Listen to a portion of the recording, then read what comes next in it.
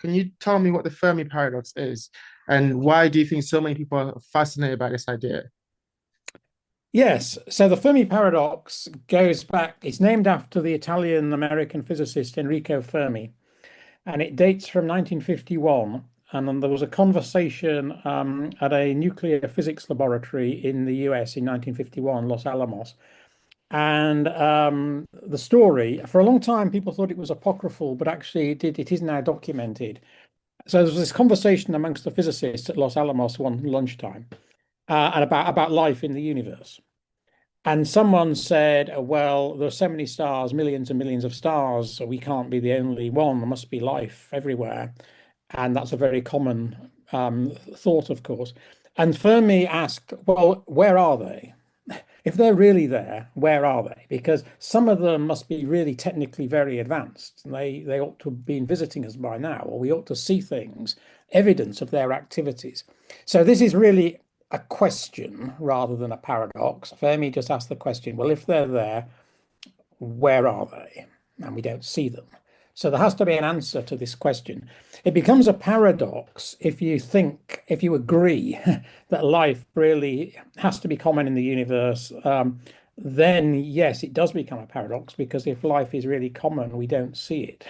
So that is Fermi's paradox. Mm.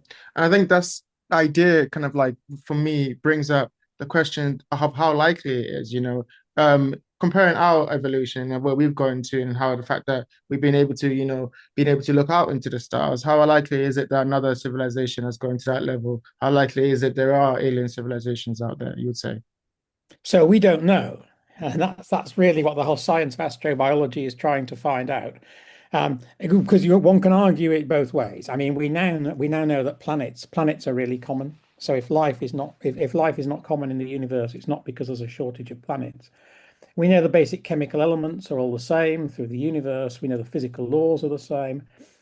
A planet plus the chemical elements that we know and the physical laws that we know, they did produce life on Earth. So you'd think they probably would have produced life in other places as well.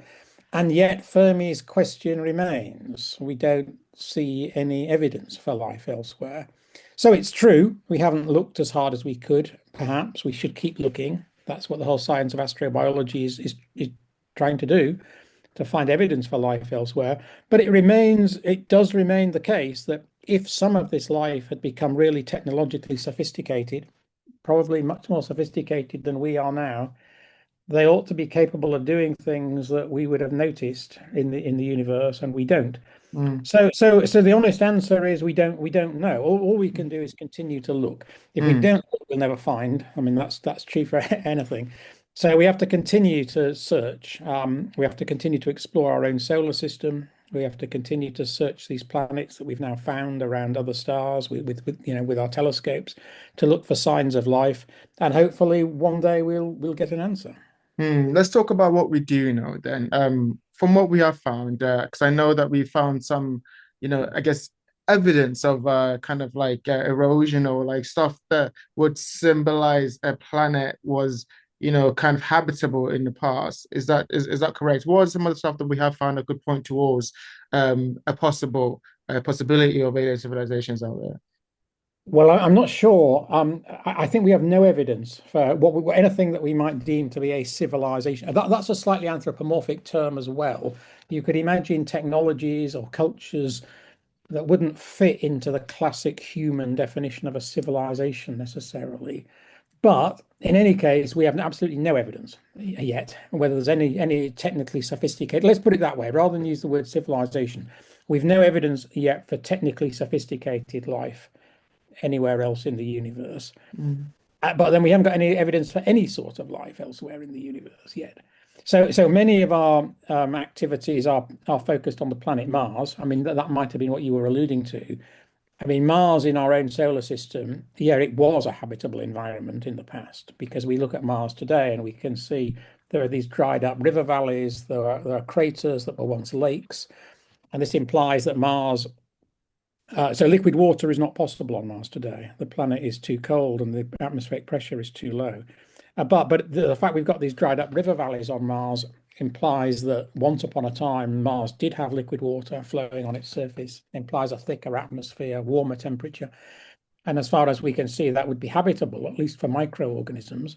So that's driving a lot of Mars research because I think we're convinced it was once habitable, but we've no idea whether anything actually lived there or not. So that's what we're searching for. Mm, And getting an answer to that would at least tell us whether life. So I'm going to say simple life, but I'm going to put this in inverted commas because no life is simple. I mean, we talk about microbial life on Mars, but even life like bacteria, if you look at the biochemistry, it's tremendously complicated. But anyway, that's the kind of life we'd be searching for on Mars. And if we were to find evidence of it or fossil evidence for it, then we would at least start to know whether life itself is common or not, because currently we don't know. But then there's clearly a long road from microbes to anything that's going to develop a technically capable civilization.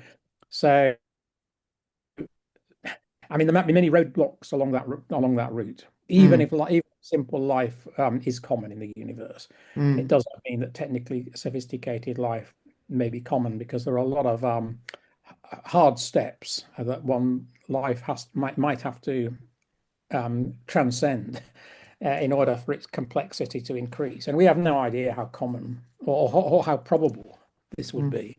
I want to talk about the existence of those kind of microbes that you were speaking about.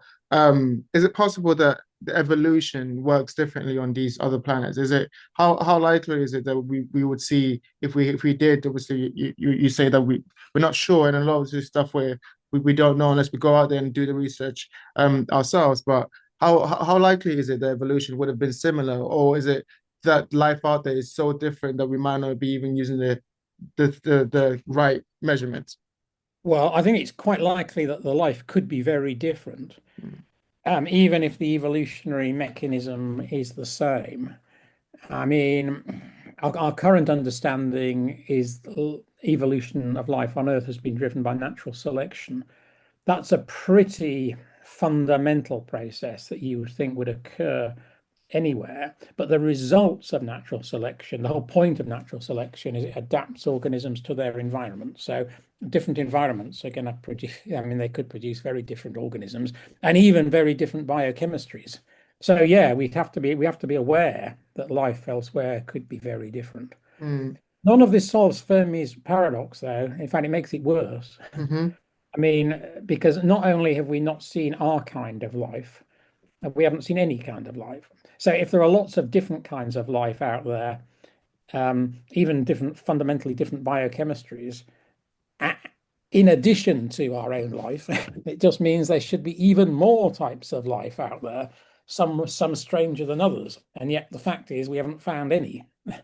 So the more you speculate about alternative biochemistries and biologies, which I'm sure, I mean, the universe is a very big place. There must be possibilities for all of these different things. mhm. But Fermi's question remains. Currently, we have found none of it.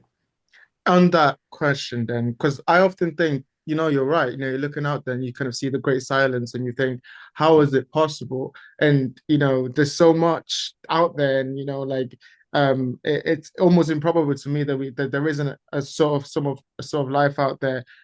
Do you think is a factor of time? How possible is it that these kind of life has already existed prior and we just haven't been able to find it? Or maybe the machinery that we have currently don't have the ability to reach them. Yeah, so all of this is true. At the moment, our tools are quite limited. I mean, we think we're making a bit of progress on Mars, searching for evidence for life on Mars billions of years ago, but even that's still early days. The only way we can study exoplanets is to use large telescopes, space telescopes like JWST, to try and see whether there are molecules in the atmospheres of these planets that have been produced by life. So these are called biosignatures, sort of molecules in a planet's atmosphere that might indicate that life exists on the planet. And so we've made a start. But in truth, our current generation of telescopes are not powerful enough, really, to do this properly. So it is all a work in progress. So obviously, it must be true. There could have been life in the past in the history of the universe that's now gone extinct, um, and there could be life elsewhere in the galaxy today that we haven't noticed. I mean, all of this is true. But Fermi's question still remains: Because if any of this life has evolved into the capability into to have the technological capacities greater than our own, this life will have its own agency. They could be doing things. They could be building the spaceships to come to us, and they mm, haven't. Or mm, they could be sending radio signals to us, and we've been searching now for 60 years for artificial alien radio signatures. I mean, that's what SETI is all about, and haven't discovered any. So this is the great silence that you referred to. So I still think it remains, although there is a lot of exploration still to do, there is still no real satisfactory answer to Fermi's question. mm. And from a philosophical point of view, what do you think the fact that what do you think the great silence means for us? You know, how does that relate to our own kind of understanding of our kind of precious life that we have here? So